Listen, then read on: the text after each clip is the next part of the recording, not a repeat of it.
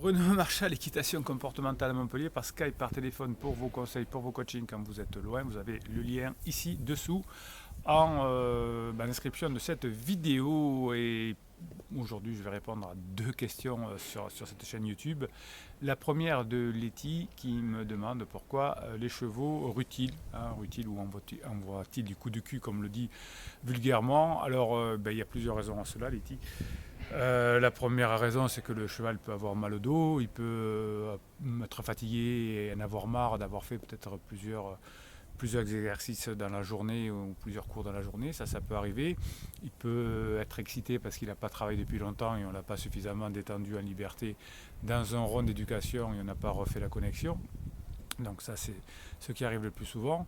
Et puis, chez mes clients, ce que j'ai vu le plus souvent, alors c'est toujours de mon point de vue personnel, de mon expérience depuis 1999, ce n'est que mon expérience, ici c'est une chaîne scientifique, donc on parle que de ces expériences, pas de théorie autre.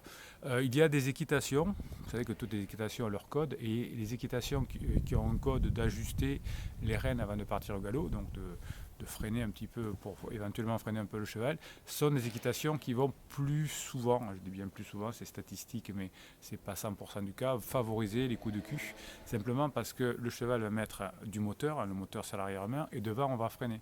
Donc qu'est-ce qui va se passer? Il va se passer un phénomène de bascule.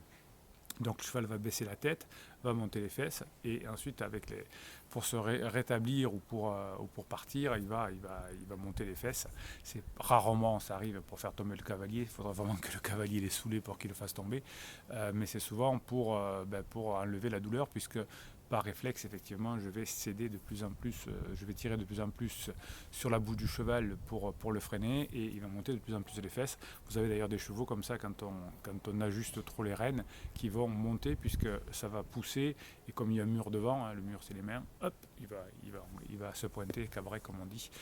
Et donc ça, c'est souvent un problème de main. Alors, moi c'est vrai que je monte mes chevaux, et je préconise souvent de monter au licol avec des techniques particulières. Il faut savoir arrêter le cheval au licol. Enfin bon, c'est un petit apprentissage. Vous avez des vidéos sur cette chaîne là-dessus. Et donc, effectivement, statistiquement, il y a peu de chevaux qui envoient le cul, comme on dit, au licol, puisque forcément, au licol, on ne peut pas faire mal à la bouche du cheval, et donc on n'a pas cette pression, et donc le cheval baisse moins la tête et monte moins les fesses. Donc, souvent, Letty, la plupart du temps, quand j'ai ce genre de choses à corriger chez mes clients et que j'observe, ça vient d'un problème de main qui est un peu trop fort.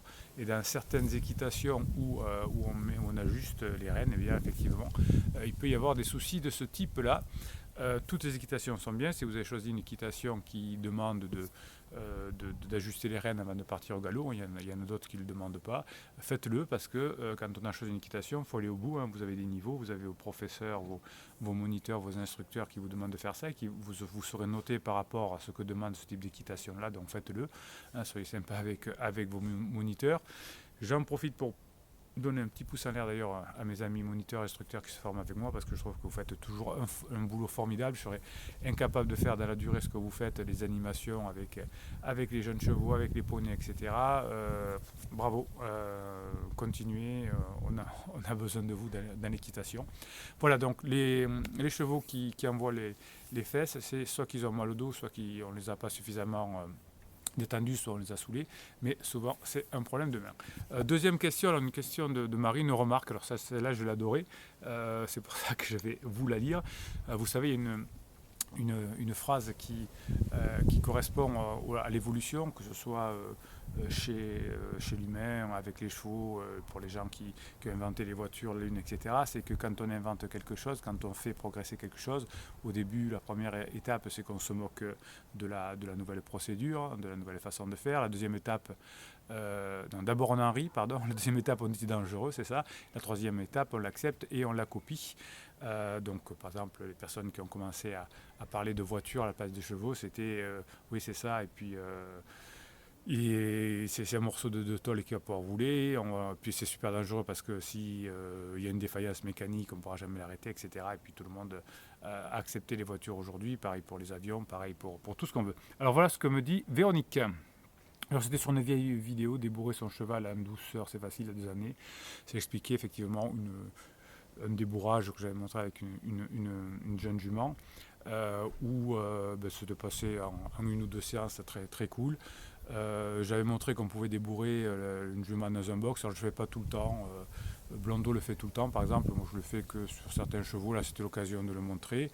Et puis, j'avais montré que voilà, qu'on pouvait monter et descendre sans abîmer le dos de la jument, bien sûr, en y allant tout doucement.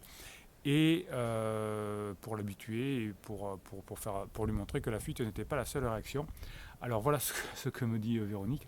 Débourrage dans un box avec des risques de chute contre le mur et heurter le plafond. Alors ça, c'est toutes les personnes, je crois, qui n'ont pas essayé de faire ça, ont ce réflexe de dire et si le cheval monte jusqu'au plafond, et si le cheval se jette contre les murs. Alors c'est jamais arrivé, mais les personnes qui l'ont pas fait le font souvent, le disent souvent. Alors moi j'ai l'habitude de dire, parce que ça c'est l'imaginaire des cavaliers, par exemple ils me disent oui mais si le cheval accélère dans la carrière, je sais pas quoi, je dis attention, il y a juste un risque souvent, c'est que le cheval voit une licorne dans les nuages et monte et fasse l'amour avec elle. Alors, les gens souvent font comme ça, et puis éclatent de rire, voient que leur mental leur a joué des tours.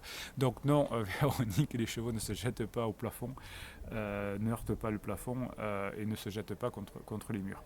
Débourrage sans bombe, ça doit être moins lourd pour le cheval. Ah, un peu d'ironie, c'est bien Véronique, ça c'est bon, ça me plaît. Pouce en l'air, Véronique. Oui, effectivement, si vous devez débourrer un jeune cheval, c'est tout le temps, vous mettez la bombe tout le temps, tout le temps, tout le temps. Là, il ne s'agissait pas du débourrage, il s'agissait de montrer au cheval comme peut lui monter sur le dos sans qu'il y ait de difficulté. Donc on monte une seconde, on redescend, puis 3 secondes, on n'est pas encore à bouger, etc. Le but c'est que si le cheval se mettait à bouger, hop, on descendrait pour qu'il n'associe pas le fait de bouger sans qu'on lui demande à avoir un cavalier sur le dos. Donc effectivement, si vous devez débourrer un cheval, marcher, trotter, galoper avec lui, mettez une bombe, même si ce n'est pas un débourrage. Là, c'est juste monter, descendre pour faire en sorte que le cheval voit que finalement qu'il y a un cavalier sur le dos et on n'a pas besoin de bouger et que ça se passe très bien. Et donc appuyer sur la colonne vertébrale du cheval, faisant se prendre de plein fouet le poids du cavalier, moi je ne fais pas comme ça. Oui, j'en ai bien compris Véronique que vous faisiez autrement et vous avez raison de le faire. Hein. Si ça vous plaît, si ça marche, bravo, continuez. Non, effectivement, on ne saute pas sur le dos du cheval, on glisse, hein, je l'ai expliqué dans la vidéo, c'est-à-dire qu'on prend appui et on fait le tour du cheval, on reste quelques secondes et on redescend. Alors les ostéos ne sont pas tous d'accord là-dessus. Certains préconisent de monter de temps en temps à cru ou avec un tapis. D'autres disent que eux sont contre, donc il y a des points de vue différents chez les professionnels. Moi, je suis toujours dans le ni jamais dit toujours, donc il m'arrive de monter des chevaux comme ça pour essayer comme ça sans rien, parce que voilà, des fois c'est la situation, j'ai pas la selle sur place ou je ne sais quoi, ou c'est juste pour essayer, donc oui, ça m'arrive aussi les deux. Voilà, donc là, vous montez tout en légèreté, il faut faire attention, effectivement, on ne tombe pas sur la colonne du cheval, mais on glisse, hein, on fait une espèce de mouvement glissé, et on glisse sur le cheval et on arrive sans taper sur la colonne vertébrale, bien sûr. Si quelqu'un dit qu'il faut débourrer un cheval qui n'est pas prêt, qui est tout fou et qui va se jeter sur le box, ne le faites pas. Effectivement, quand on commence à monter, on commence à faire un travail à pied dans le box pour que le cheval ait l'habitude du box et soit calme. Donc ça peut prendre 10 minutes, un quart d'heure. Quand le cheval est tout calme dans le box, eh bien, on fait ce qu'on a fait, c'est-à-dire on s'enroule sur la colonne vertébrale, on descend, etc.